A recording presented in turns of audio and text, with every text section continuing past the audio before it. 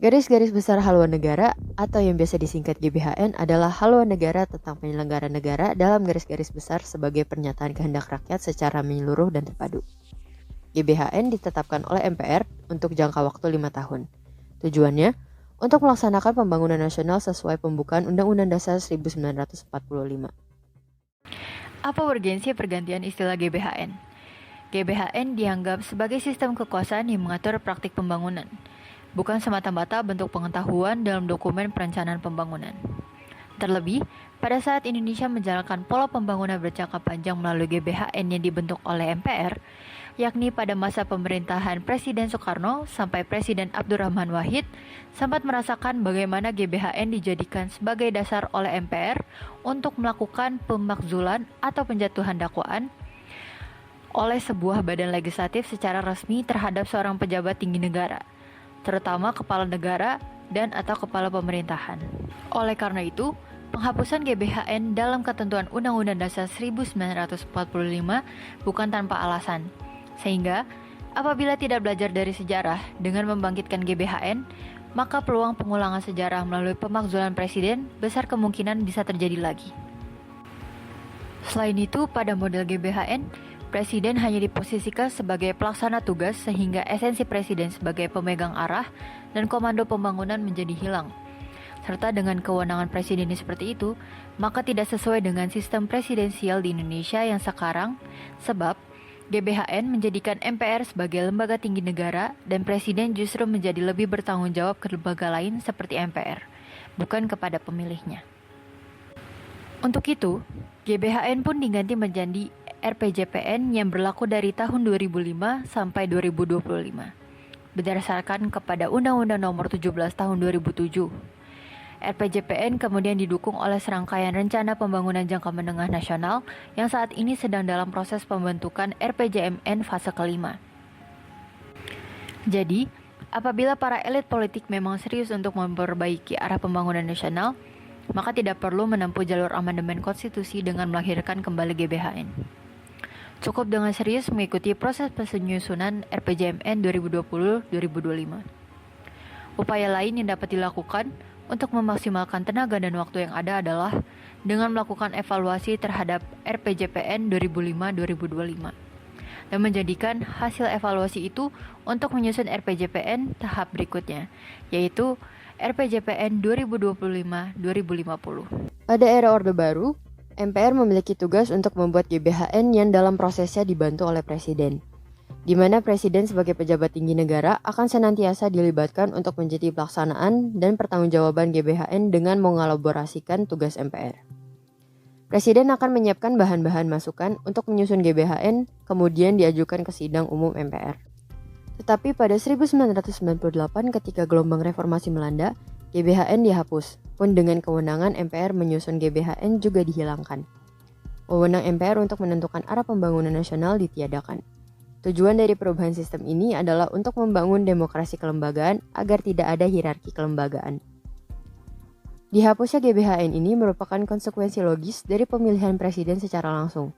Sebab, salah satu aspek penilaian terhadap calon presiden adalah melalui rencana atau program yang ditawarkan. Maka, sebagai gantinya, seperti yang telah diatur dalam Undang-Undang Nomor 25 Tahun 2004 yang mengatur tentang sistem perencanaan pembangunan nasional, menyatakan bahwa penjabaran dari tujuan dibentuknya Republik Indonesia dituangkan dalam bentuk RPJP, Rencana Pembangunan Jangka Panjang, dengan jangka waktu 20 tahun, yang kemudian dikonstruksikan dalam RPJM atau Rencana Pembangunan Jangka Menengah, dengan skala waktu 5 tahun. Pun dengan pemerintah daerah dalam melaksanakan tujuan pembangunan nasionalnya harus membuat RPJP dan RPJMD yang berpedoman pada RPJP nasional. Dalam pelaksanaan dan pertanggungjawaban GBHN, penyelenggara negara merupakan elemen krusial dalam sebuah negara, karena mereka merupakan eksekutor dari reformasi. Oleh karena itu, persamaan visi dan misi harus ada untuk mencapai tujuan bersama. Selain itu, visi dan misi yang selaras dibutuhkan dari hati nurani penyelenggara negara agar mereka menjalankan perannya dengan jujur, tanpa terlibat praktik korupsi, kolusi, dan nepotisme. GBHN sangat dibutuhkan dalam penyelenggaraan negara, karena untuk memberi arahan dalam menyelenggarakan negara demi terciptanya susunan kehidupan rakyat yang adil dan tertib. serta meraih perubahan yang baik di seluruh bidang untuk membuat bangsa Indonesia berada pada tempat yang selevel dengan negara dan bangsa lainnya. GBHN dibuat berlandaskan ideologi Pancasila dan Konstitusi Undang-Undang Dasar 1945. Dalam mencapai tujuan bersama, GBHN memiliki arah kebijakan yang terbagi di berbagai bidang, yaitu yang pertama adalah hukum. Mengingat struktur hukum menurut Hans Kelsen 1973, hukum merupakan susunan atau konstelasi perilaku manusia. Untuk memahami hakikat hukum, diperlukan pemahaman yang jelas tentang hakikat hukum berdasarkan hubungan-hubungan komprehensif yang membentuk sistem hukum. Aspek hukum negara GBHN melestarikan sistem hukum untuk seluruh lapisan masyarakat, menyelenggarakan sistem hukum nasional, menanamkan hukum secara stabil, terus meratifikasi perjanjian internasional, juga mempromosikan integritas moral dan profesional hukum yang digunakan untuk meningkatkan kinerja, menciptakan badan peradilan yang independen dan tidak bergantung pada berbagai pihak, merumuskan peraturan perundang-undangan, melaksanakan peradilan secara murah, cepat, terbuka, dan mudah, serta mengupayakan adanya peningkatan pemahaman, kesadaran, dan pemeliharaan hak asasi manusia dalam segala bidang, serta penegasan semua alur hukum akan kasus yang melanggar hak asasi manusia dan hukum yang tidak tuntas ditanggulangi. Yang kedua adalah ekonomi. Ekonomi menjadi salah satu aspek penting bagi kehidupan manusia, tak terkecuali dalam negara.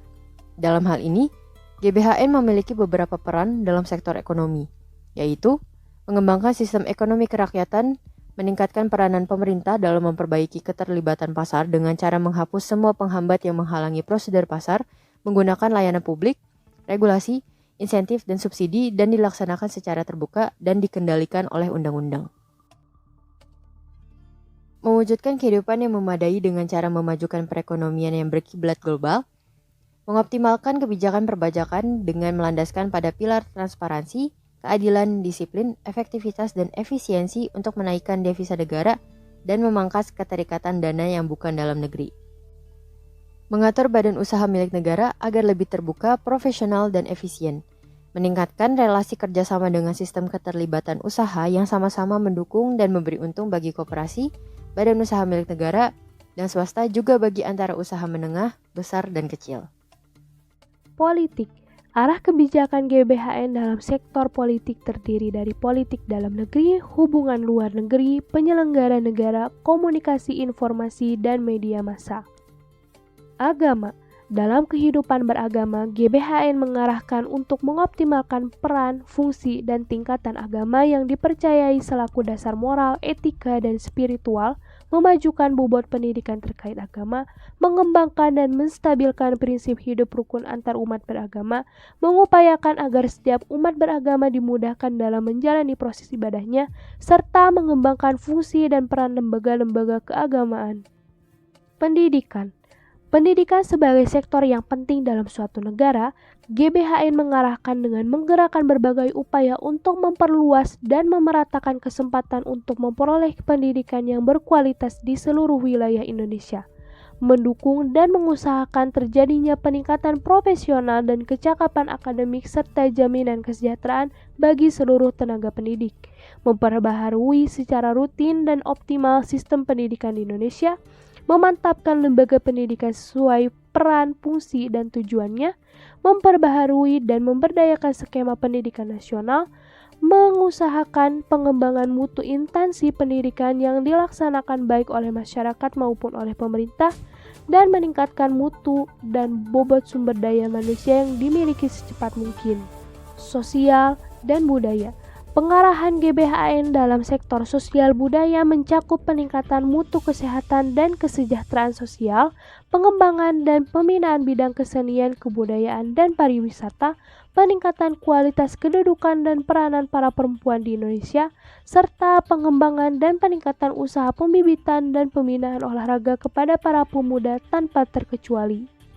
Pembangunan daerah. Secara umum, GBHN menguatkan sistem otonomi daerah secara bertanggung jawab, nyata dan luas di berbagai usaha penggerakan masyarakat, instansi politik, hukum, ekonomi, instansi adat, keagamaan, dan instansi swadaya masyarakat, serta seluruh kekuatan masyarakat dalam suatu sistem, yaitu Negara Kesatuan Republik Indonesia, sedangkan secara khusus ini ditempuh untuk beberapa daerah, yaitu Irian Jaya, Maluku, dan Daerah Istimewa Aceh. Sumber daya alam dan lingkungan hidup. GBHN mengarahkan dalam hal mengelola kekayaan alam Indonesia serta memelihara dan meningkatkan daya dukungnya, mengembangkan upaya dalam memanfaatkan energi yang bersumber dari alam, membagi secara berangsur-angsur semua kedaulatan pemerintah pusat bagi pemerintah daerah untuk melaksanakan penggarapan sumber daya alam secara selektif, memanfaatkan sumber daya alam sebaik mungkin, serta menetapkan indeks yang memungkinkan pelestarian kemampuan keterbaruan dalam pengelolaan kekayaan hasil alam yang dapat dipulihkan guna menghindari kerusakan. Pertahanan dan keamanan. Sektor pertahanan dan keamanan diarahkan dengan cara melakukan pemugaran TNI seideal mungkin dan berkesinambungan, mengembangkan keahlian skema pertahanan keamanan rakyat yang didasarkan pada keperkasaan rakyat bersama Kepolisian Negara Republik Indonesia. Tentara Nasional Indonesia menjadi suatu keperkasaan yang paling esensial dan disokong oleh komponen lainnya. Mengupayakan peningkatan keprofesionalan Tentara Nasional Indonesia, memajukan mutu kerjasama bilateral bidang pertahanan dan keamanan yang bertujuan untuk memberdayakan stabilitas keamanan regional, menandaskan berbagai upaya memandirikan Kepolisian Negara Republik Indonesia dalam rangka upaya pemisahan dari Tentara Nasional Indonesia secara tertib dan bertahap dengan menaikkan mutu keprofesionalannya sebagai alat negara untuk menegakkan hukum, mengayomi, dan melindungi masyarakat sesuai dengan keperluasan otonomi daerah. Selanjutnya, apa yang menjadi persamaan dan perbedaan antara GBHN dan RPJPN? Pada hakikatnya, GBHN dan RPJPN merupakan dua model perencanaan pembangunan nasional yang bersifat jangka panjang dan sebagai panduan dalam pembangunan nasional di segala bidang kehidupan masyarakat Indonesia. Oleh karena itu, dapat dikatakan bahwa persamaan antara keduanya merupakan sebuah pedoman dalam membuat perencanaan pembangunan. Adapun yang menjadi perbedaan antara keduanya yaitu terletak pada bentuk atau format yuridisnya yang berbeda.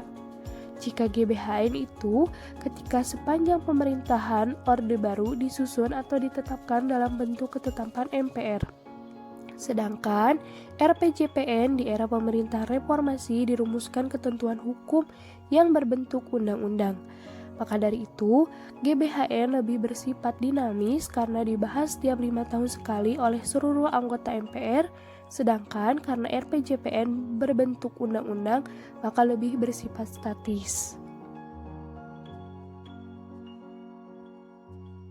GBHN dan RPJPN keduanya telah diberlakukan, hanya saja GBHN sudah tidak diberlakukan lagi dan digantikan oleh RPJPN. Jika dilihat dari segi keefektifan penerapannya, harus diakui bahwa pelaksanaan RPJPN tidaklah seefektif pelaksanaan GBHN.